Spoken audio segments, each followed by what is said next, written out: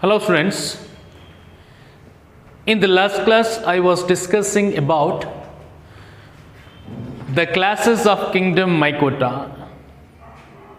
Last class alli kingdom Mycota the ಕ್ಲಾಸಸ್ಗಳನ್ನ discuss ಮಾಡ್ತಿದ್ವಿ. ಅದರಲ್ಲಿ ಪರ್ಫೆಕ್ಟ್ ಮತ್ತು ಇಂಪರ್ಫೆಕ್ಟ್ ಫಂಗಸ್ ಅಂತ ಹೇಳಿ ಕಿಂಗ್ಡಮ್ ಮೈಕೋಟಾವನ್ನು ಎರಡು ಗುಂಪುಗಳನ್ನಾಗಿ ಮಾಡಿದ್ವಿ. ಆನ್ ವಾಟ್ ಬೇಸಿಸ್ ಅಂತಂದರೆ based on the presence and absence of sexual reproduction. ಯಾವುದು ಪರ್ಫೆಕ್ಟ್ ಅಂತಂದರೆ those fungus which were reproducing sexually, ಅದು perfect fungus. Those fungus which were not reproducing sexually, ಅಂಥದನ್ನು ಇಂಪರ್ಫೆಕ್ಟ್ ಫಂಗಸ್ ಅಂಥೇಳಿ ನಾವು ಕ್ಲಾಸಿಫಿಕೇಷನ್ ಮಾಡಿದ್ವಿ. ಅದಾದಮೇಲೆ perfect ಫಂಗಸ್ಗಳನ್ನು based on their sexual spores we have been broadly classified into 3 groups ಅಂತ ಹೇಳಿದ್ವಿ. ಅದು ಯಾವ್ಯಾವುದು? ಝೈಗೋಸ್ಪೋರ್ಸ್ಗಳನ್ನು ಬಿಡ್ತಾ ಇದ್ದಂಥ ಝೈಗೋಮೈಸಿಡ್ಸ್, ಆಸ್ಕೋಸ್ಪೋರ್ಸ್ಗಳನ್ನು ಬಿಡ್ತಾ ಇದ್ದಂಥ ಆಸ್ಕೋಮೈಸಿಡ್ಸ್, ಮತ್ತು ಬೆಸಿಡಿಯೋಸ್ಪೋರ್ಸ್ಗಳನ್ನು ಬಿಡ್ತಾ ಇದ್ದಂಥ ಬೆಸಿಡಿಯೋಮೈಸಿಡ್ಸ್. ಇದು based on the sexual sports ವಿಂಗಡಣೆ ಮಾಡಿದ್ವಿ.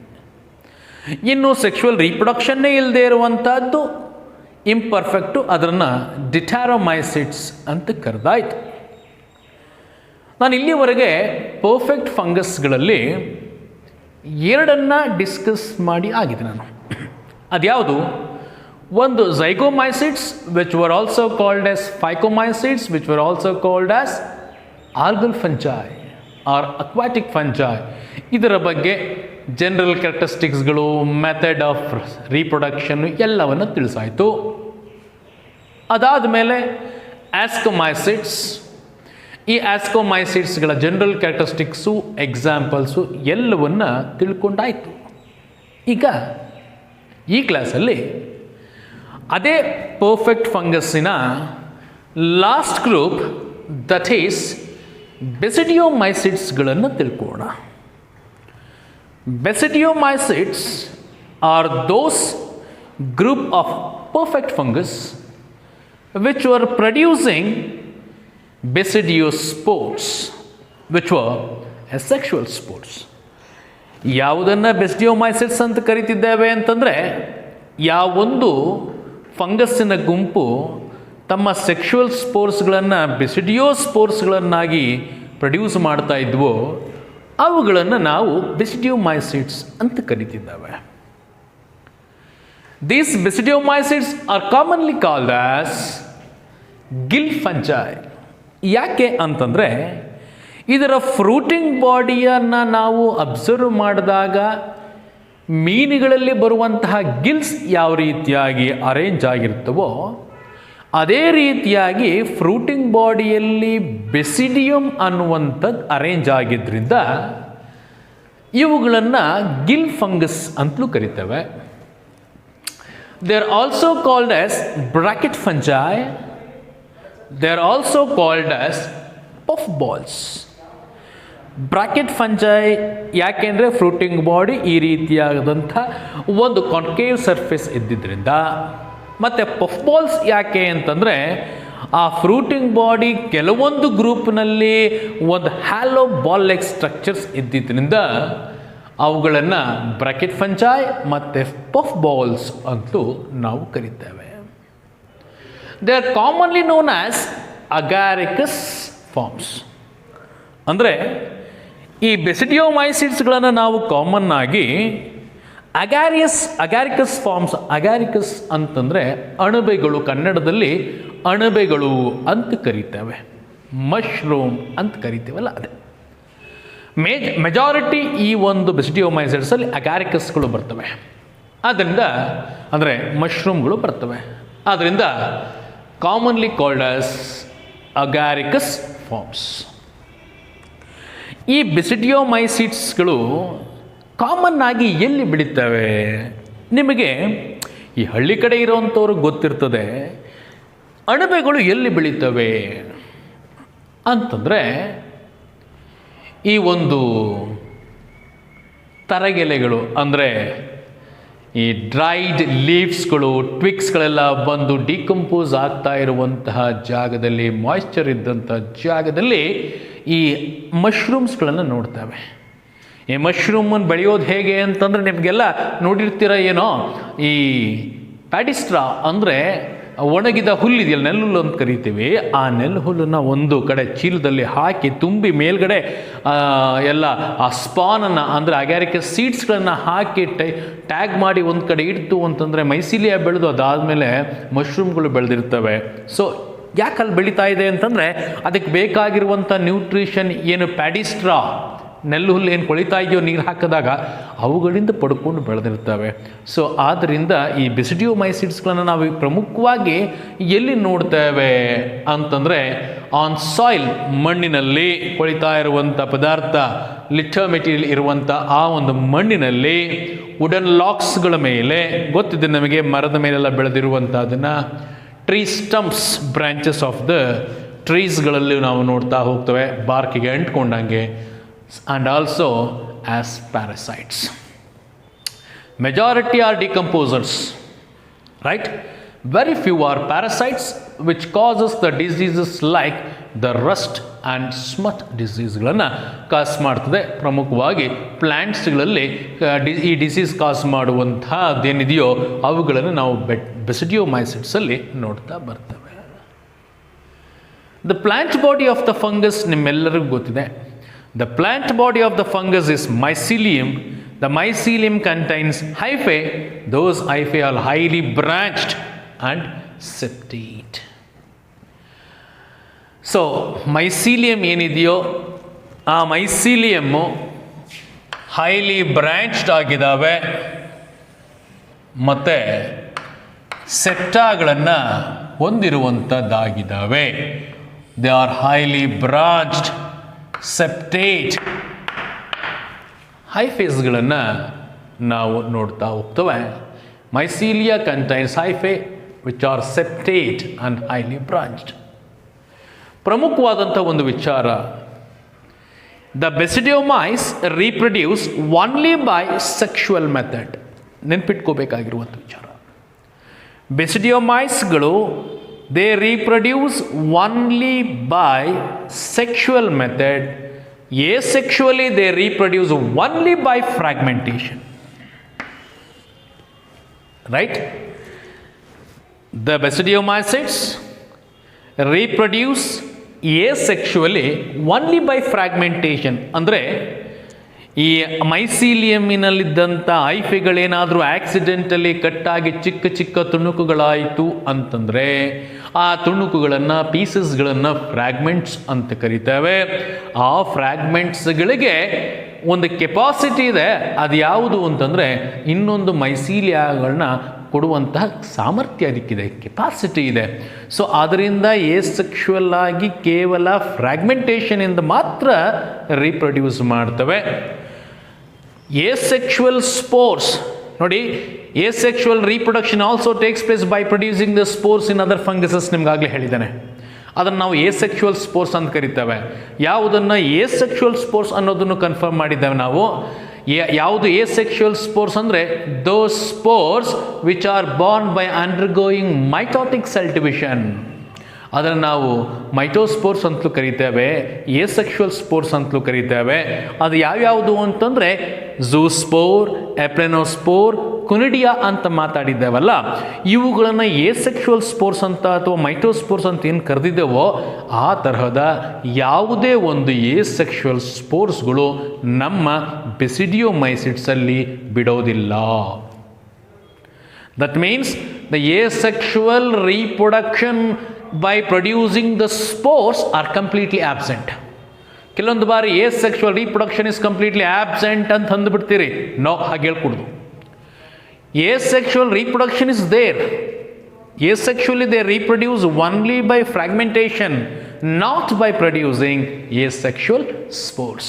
ಸೊ ಯಾಕೆಂದರೆ ನಮ್ಮ ಈ ಒಂದು ಬೆಸಿಡಿಯೋಮೈಸಿಡ್ಸಲ್ಲಿ ಏಸೆಕ್ಷುವಲ್ ಸ್ಪೋರ್ಸ್ಗಳನ್ನು ಬಿಡೋದಿಲ್ಲ. Asexual spores are completely absent. This is one of the most important information for the point of your CET, NEET and other exams. Right? ಒಂದು ವಿಚಾರ ಇಲ್ಲಿ ಕನ್ಫರ್ಮ್ ಆಯಿತು.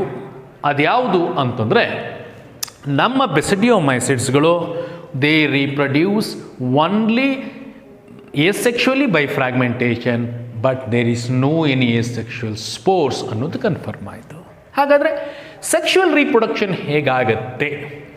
They reproduce sexually by somatogamy. Somatogamy ಅಂತಂದ್ರೆ ಏನು ನೋಡಿ. ಈ ರೀತಿಯಾಗಿ ಮೈಸೀಲಿಯಮಲ್ಲಿ ಹೈಫೇಸ್ಗಳು ಹೆಣಕೊಂಡಿದ್ದಾವೆ, ತುಂಬಿಕೊಂಡಿದ್ದಾವೆ. ಅದರಲ್ಲಿ ಅಕ್ಕಪಕ್ಕ ಇರುವಂತಹ ಹೈಫೇಸ್ಗಳಲ್ಲಿ they are the somatic cells. ಯಾವುದನ್ನು ಸೊಮ್ಯಾಟಿಕ್ ಸೆಲ್ಸ್ ಅಂತ ಕರೀತಾವೆ?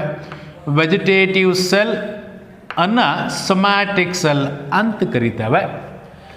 ಆ ಒಂದು ಹೈಫೇದಲ್ಲಿದ್ದಂಥ ಸೊಮ್ಯಾಟಿಕ್ ಸೆಲ್ಗಳು ಏನಾಗ್ತವೆ ಅಂತಂದರೆ, these two are the somatic cells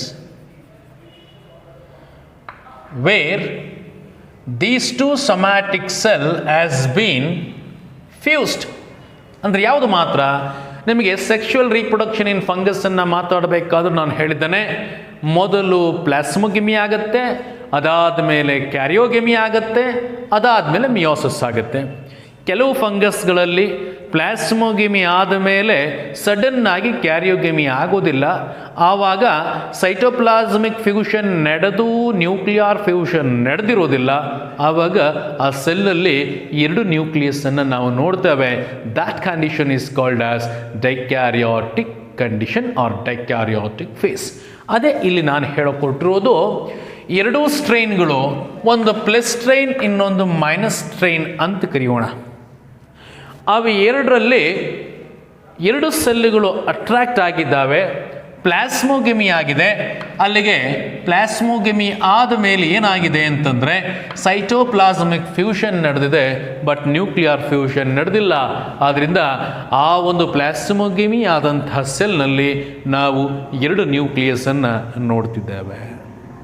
ಆ ಒಂದು ಡೈಕ್ಯಾರಿಯೋಟಿಕ್ ಸೆಲ್ಲು ಸಡನ್ನಾಗಿ ಆಫ್ಟರ್ ಪ್ಲಾಸ್ಮೋಗೆಮಿ ಕ್ಯಾರಿಯೋಗೆಮಿ ಆಗೋದಿಲ್ಲ. ಈ ಒಂದು cell it undergoes rapid mitotic cell division, right? Mitotic cell division to give an another type of hyphase which contains two nucleus. That phase is called as dikaryotic phase. ಈ dikaryotic ಫೇಸ್ನಲ್ಲಿ ಬೆಳೀತಾ ಇರುವಂತೆ ಈ ಹೈಫೇಗಳು ಸಹ ಏನಾಗ್ತವೆ ಅಂತಂದರೆ ದೇ ಗಿವ್ ಬ್ರಾಂಚಸ್. ಆ ಬ್ರಾಂಚಸ್ಗಳಲ್ಲಿರುವಂಥದ್ದು ಯಾವುದು ಅಂತಂದರೆ ಡೈಕ್ಯಾರಿಯೋಟಿಕ್ ಸೆಲ್ಗಳೇ. ಆ ರೀತಿ ಡೈಕ್ಯಾರಿಯೋಟಿಕ್ ಸೆಲ್ಗಳೆಲ್ಲ ಏನಾಗಿದೆ, ಪ್ರೊಫ್ಯೂಸ್ ಆಗಿ ಡೈಕ್ಯಾರಿಯೋಟಿಕ್ ಹೈಫೇಗಳು ಹೆಣಕೊಂಡಿರ್ತವೆ. ಆ ರೀತಿಯಾಗಿ ಡೈಕ್ಯಾರಿಯಟ್ ಹೈಫೇಸ್ಗಳು ಎಲ್ಲವೂ ಹೆಣಕೊಂಡು ಒಂದು ಫ್ರೂಟಿಂಗ್ ಬಾಡಿ ಆಗುತ್ತೆ. ಸೊ ಆ ಫ್ರೂಟಿಂಗ್ ಬಾಡಿಯನ್ನು ನಾವು ಬೆಸಿಡಿಯೋ ಕಾರ್ಪ್ ಅಂತ ಕರಿತೇವೆ. ಆ ಡೈಕ್ಯಾರಿಯಾಟಿಕ್ ಹೈಫೇಸಲ್ಲಿ terminal tip of the cell ಏನಿದೆಯೋ ಅದು ಒಂದು ಎನ್ಲಾರ್ಡ್ ಸ್ಟ್ರಕ್ಚರ್ ಆಗುತ್ತೆ. That enlarged structure is called as basidium. ಅದನ್ನು ಬೆಸಿಡಿಯಮ್ ಅಂತ ಕರೀತೇವೆ. ಆ ಬೆಸಿಡಿಯಮ್ನಲ್ಲಿ ಏನಿರ್ತದೆ ಅಂತಂದರೆ, ಆ basidium is an bit enlarge structure which contains two nucleus. ಅಂದರೆ ಆ ಬೆಸಿಡಿಯಮಲ್ಲಿ ಇನ್ನೂ ಮುಂದುವರೆದಂತಹ ಯಾವುದೇ ಸ್ಟೇಜಸ್ಗಳು ಏನು ಹೇಳ್ತೀವೋ ಅದು ನಡೆದಿರೋದಿಲ್ಲ. So the resultant structure is a dikaryotic hyphae which give rise to basidium. ಸರಳವಾಗಿ ಅರ್ಥವಾಗಲಿ ಅಂತ ನಾನು ಈ ಥರ ಎಕ್ಸ್ಪ್ಲೇನ್ ಮಾಡ್ತಿದ್ದೇನೆ. ಲೇಟರ್ ಅದಾದ ಮೇಲೆ ಯಾವುದು ಬೆಸಿಡಿಯಮ್ಗಳು ಬಿಟ್ಟ ಮೇಲೆ ಬೆಸಿಡಿಯಮ್ನಲ್ಲಿ ಏನಾಗ್ತದೆ, ಆ ಟರ್ಮಿನಲ್ಸಲ್ಲಿ ಇದೆಯಲ್ಲ, ಆ ಬೆಸಿಡಿಯಮಲ್ಲಿ ಏನಾಗುತ್ತೆ, ಕ್ಯಾರಿಯೋಗೆಮಿ ಆಗುತ್ತೆ. ಅಂದರೆ ಕ್ಯಾರಿಯೋಗೆಮಿ ಆಯಿತು. ಏನು ಎರಡು ನ್ಯೂಕ್ಲಿಯಸ್ ಇತ್ತೋ ಅವೆರಡರ ಫ್ಯೂಷನ್ ನಡೆದಿದೆ. ಬೆಸಿಡಿಯಮಲ್ಲಿ ಫ್ಯೂಷನ್ ನಡೆದು ಅಲ್ಲಿಗೆ ಡೈಕ್ಯಾರಿಯಾಟಿಕ್ ಏನಿದೆಯೋ ಅದು ಡಿಪ್ಲಾಯ್ಡ್ ಸೆಲ್ ಆಯಿತು. ಡೈಕ್ಯಾರಿಯಾಟಿಕ್ ಇದ್ದದ್ದೇನಾಯಿತು, ಡಿಪ್ಲಾಯ್ಡ್ ಸೆಲ್ ಆಯಿತು after the fusion of those two karyons or those two nucleus. ಅವೆರಡು ಫ್ಯೂಷನ್ ಆದಮೇಲೆ ಏನಾಗುತ್ತೆ, after the plasmogamy karyogamy has been occurred now. ಈಗ ಕ್ಯಾರಿಯೋಗೆಮಿ ಆದಮೇಲೆ ಮುಂದೊಂದೇನು, ಬಿಕಾಸ್ ಫಂಗಸ್ಸಿನ ಪ್ಲ್ಯಾಂಟ್ ಬಾಡಿ ಹೆಪ್ಲಾಯ್ಡ್, ಯಾಕೆ ಅದು ಹೆಪ್ಲಾಂಟಿಕ್ ಲೈಫ್ ಸೈಕಲ್ನ ತೋರಿಸ್ತಾ ಇದ್ರಿಂದ. ಸೊ ಅಲ್ಲಿಗೆ ಯಾವಾಗ ಕ್ಯಾರಿಯೋಗೆಮಿ ಆಗೋಯ್ತೋ ಅಲ್ಲಿಗೆ ನೆಕ್ಸ್ಟ್ ಏನಾಗಬೇಕಪ್ಪ ಅಂತಂದರೆ ಮಿಯೋಸಿಸ್ ಆಗುತ್ತೆ. After karyogamy the meiosis has been taken place. ಆ ರೀತಿ ಮಿಯೋಸಿಸ್ ಆದಾಗ ಏನು ಬಂತು ಅಂತಂದರೆ we got the 4 nucleus, 4 haploid nucleus ಬರ್ತದೆ. ಆ 4 ಹೆಪ್ಲಾಯ್ಡ್ ನ್ಯೂಕ್ಲಿಯಸ್ ಮಿಯೋಸಿಸ್ಸಿಂದ ನಮಗೆ 4 ಹೆಪ್ಲಾಯ್ಡ್ ಸೆಲ್ ಬರೋದು ಗ್ಯಾರಂಟಿ. ಆ ಹೆಪ್ಲಾಯ್ಡ್ ಸೆಲ್ಗಳು ತಮ್ಮ ಸುತ್ತ ಒಂದು ಬೌಂಡ್ರಿಯನ್ನು ಮಾಡಿಕೊಂಡು ಆ ಒಂದು ಬೆಸಿಡಿಯಾದ ಹೊರಭಾಗದಲ್ಲಿ ಸ್ಪೆಷಲೈಸ್ ಸೆಲ್ ಆಗಿ ಬೆಳ್ಕೊಳ್ತವೆ. Those specialised cell which are born exogenously on the basidium are called as basidiosಪೋರ್ಸ್. ಅದನ್ನು ನಾವು ಬೆಸಿಡಿಯೋಸ್ಪೋರ್ಸ್ ಅಂತ ಕರೀತೇವೆ. ಯಾವುದನ್ನು ಬೆಸಿಡಿಯೋಸ್ಪೋರ್ಸ್ ಅಂತ ಕರೀತಿದ್ದೇವೆ ಅಂತಂದರೆ ಬೆಸಿಡಿಯಂ ಮೊದಲಾಯಿತು. ಯಾವುದು ಬೆಸಿಡಿಯಂ ಅನ್ನೋದು ನಿಮಗೆ ಸ್ಪಷ್ಟವಾಗಿರಲಿ. ಯಾವುದನ್ನು ಬೆಸಿಡಿಯಂ ಅಂತ ಕರೀತಿದ್ದೇವೆ ಅಂತಂದರೆ ಡೈಕ್ಯಾರಿಯಾಟಿಕ್ ಮೈಸೀಲಿಯಾಗಳೆಲ್ಲವೂ ಸೇರಿಕೊಂಡು ಒಂದು ಸ್ಟ್ರಕ್ಚರ್ ಆಗಿದೆ, ಅದನ್ನು ನಾವು ಬೆಸಿಡಿಯಂ ಅಂತ ಕರಿತೀವಿ. ಆ ಬೆಸಿಡಿಯಮಲ್ಲಿ ಒಂದಲ್ಲ ಹಲವು ಡೈಕ್ಯಾರಿಯಾಟಿಕ್ ಹೈಫೇಸ್ಗಳಿದ್ದಾವೆ. ಆ ಬೆಸಿಡಿಯಂನಲ್ಲಿ ಹಲವು ಡೈಕ್ಯಾರಿಯಾಟಿಕ್ ಹೈಫೇಸ್ಗಳಿದ್ದಾವೆ. ಅದರ ಮೊದಲನೆಯ ಟರ್ಮಿನಲ್ ಸೆಲ್ ಇದೆಯಲ್ಲ, ಆ ಟರ್ಮಿನಲ್ ಸೆಲ್ಗಳನ್ನು ಒಳಗೊಂಡಿರುವಂಥ ಈ ಸ್ಟ್ರಕ್ಚರನ್ನು ಬೆಸಿಡಿಯಂ ಅಂತ ಕರೆದಿದ್ದೇವೆ. ಆ ಬೆಸಿಡಿಯಮಲ್ಲಿ ಮೊದಲನೇ ಎಲ್ಲ ಟರ್ಮಿನಲ್ ಸೆಲ್ಗಳಲ್ಲಿ ಡೈಕ್ಯಾರಿಯಾಟಿಕ್ ಸೆಲ್ ಇದ್ದಂಥದ್ರಲ್ಲಿ ಕ್ಯಾರಿಯೋಗೆಮಿ ಆಯಿತು. ಅಲ್ಲಿಗೆ ಈ ಸೆಲ್ಗಳಲ್ಲಿ ಡಿಪ್ಲಾಯ್ಡ್ ನ್ಯೂಕ್ಲಿಯಸ್ ಆಯಿತು.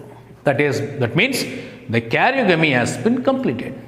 After the completion of karyogamy ಏನಾಗಬೇಕು, ಮಿಯೋಸಿಸ್ ಆಗಲೇಬೇಕು.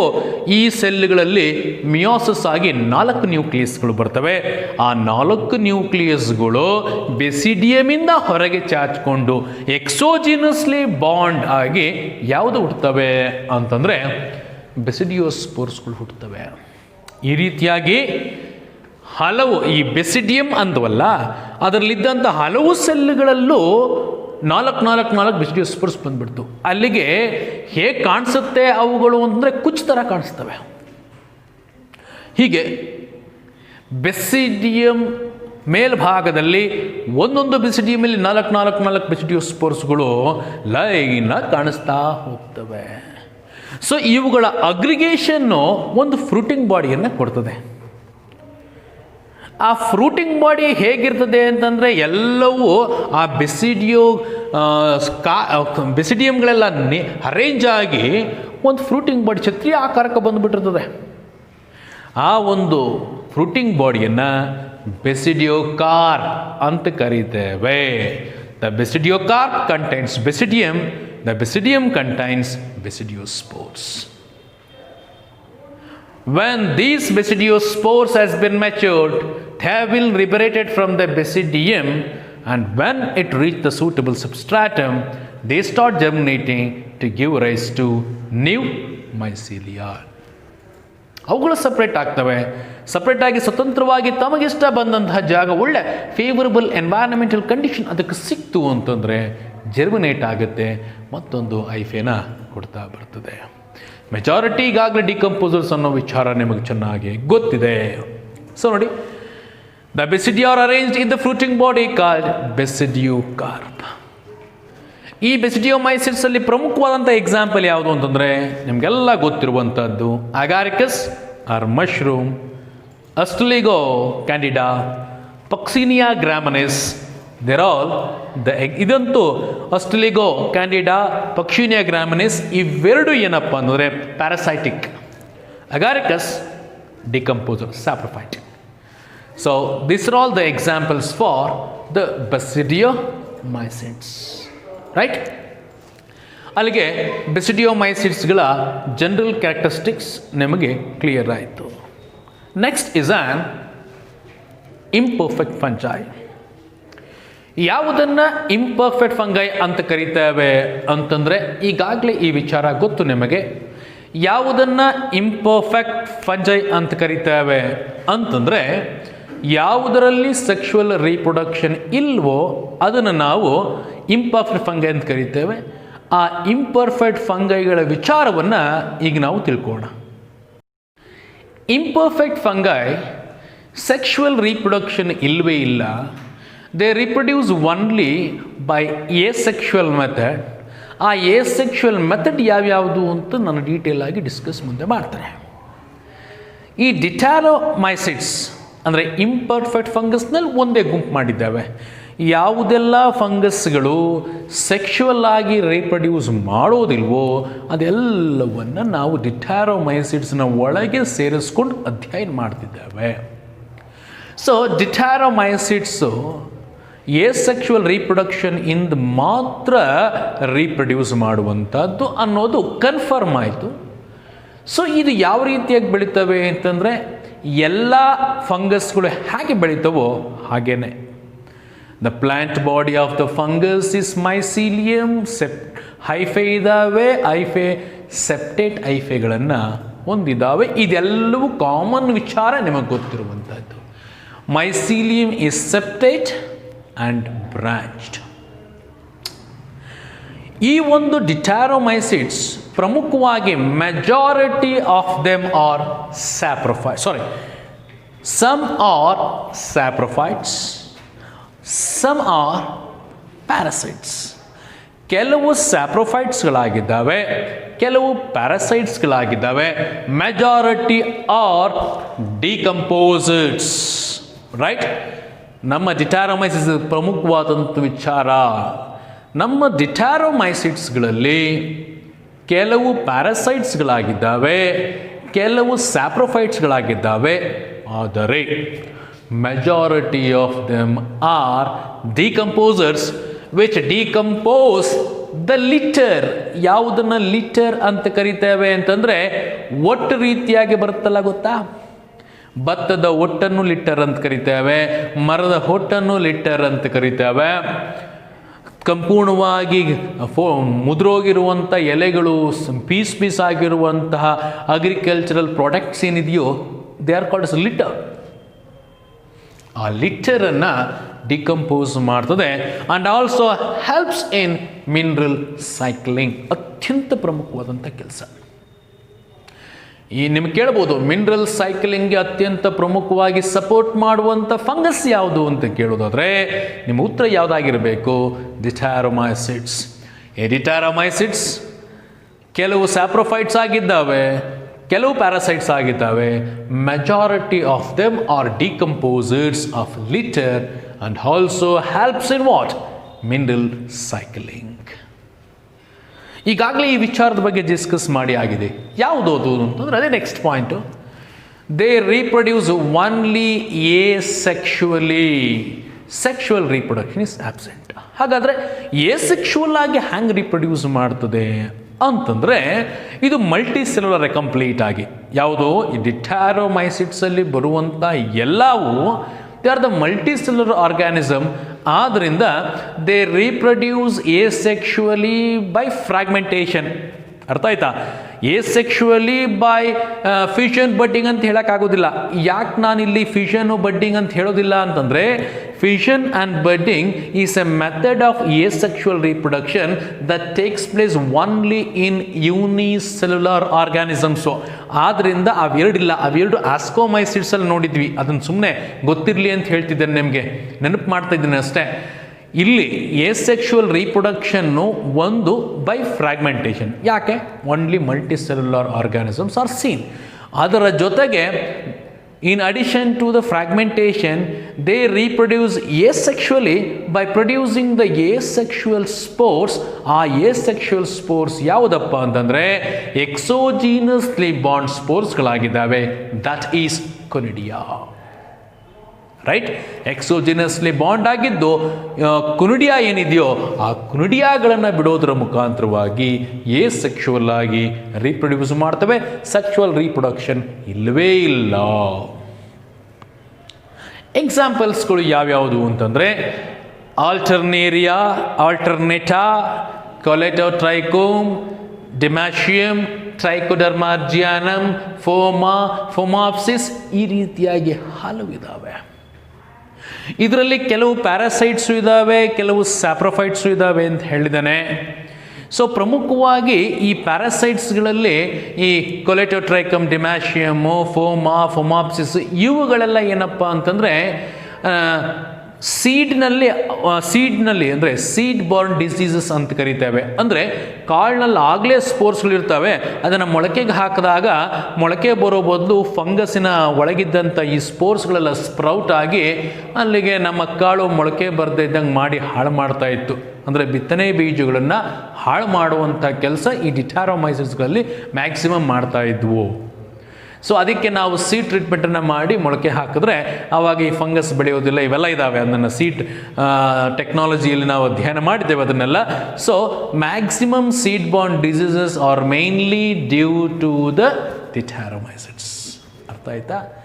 Seed borne diseases are maximum mainly due to Ditaromycetes. ಇದಿಷ್ಟು maximum are the some of the major information regarding the kingdom ಮೈಕೋಟಾ.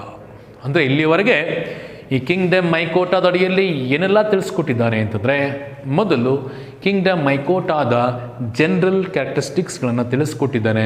ಅದಾದಮೇಲೆ ಕ್ಲಾಸಿಫಿಕೇಷನ್ ಆಫ್ ಫಂಜೈಯನ್ನು ಹೇಳಿದ್ದಾನೆ. ಆ ಫಂಜೈಯಲ್ಲಿ ಪರ್ಫೆಕ್ಟ್ ಮತ್ತು imperfect ಅಂತ ಮಾಡಿಕೊಂಡೆ. ಆ ಪರ್ಫೆಕ್ಟಲ್ಲಿ 3 ಡಿವಿಷನ್ಸ್ಗಳನ್ನು ನೋಡಿದ್ದಾನೆ. ಅವನು ಯಾವುದನ್ನು ಆಧರಿಸಿ ಮಾಡಿದ್ರಪ್ಪ ಅಂದರೆ ಬೇಸ್ಡ್ ಆನ್ ದ ಸೆಕ್ಷುವಲ್ ಸ್ಪೋರ್ಟ್ಸನ್ನು ಆಧರಿಸಿ ಮಾಡಿದರು. ಝೈಗೋಮೈಸಿಡ್ಸ್, ಆಸ್ಕೋಮೈಸಿಡ್ಸ್ ಮತ್ತು ಬೆಸಿಡಿಯೋಮೈಸಿಡ್ಸ್. ಇನ್ನು 4ನೇದು ಯಾವುದು ಅಂತಂದರೆ ಅದು ಇಂಪರ್ಫೆಕ್ಟ್ ಫಂಗಸ್ ಆಗಿತ್ತು, ಅದರಲ್ಲಿ ಸೆಕ್ಷುವಲ್ ರೀಪ್ರೊಡಕ್ಷನ್ ಇಲ್ಲದೇ ಇರುವಂಥದ್ದಾಗಿತ್ತು. So they reproduce only by sexual method. ಅದರಲ್ಲಿ ಯಾವುದು fragmentation by producing the sexual spores are mitospores called conidia. ಅದಕ್ಕೆ ಉದಾಹರಣೆಗಳನ್ನು ಕೊಟ್ಟಿದ್ದಾನೆ ಇವತ್ತಿನ ಕ್ಲಾಸ್ನಲ್ಲಿ. ಇನ್ನು ನೆಕ್ಸ್ಟ್ ಕ್ಲಾಸಲ್ಲಿ ನಾವು ವೈರಸಸ್ಗಳ ಬಗ್ಗೆ ತಿಳ್ಕೊತಾ ಬರೋಣ. I will continue in the next class.